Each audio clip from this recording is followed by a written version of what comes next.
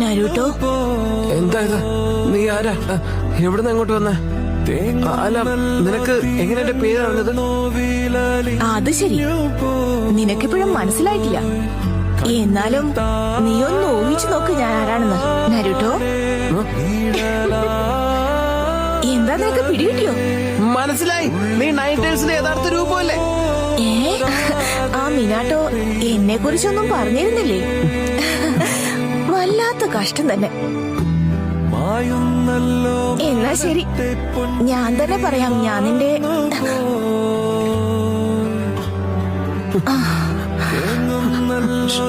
കാത്തിരിക്കായിരുന്നു.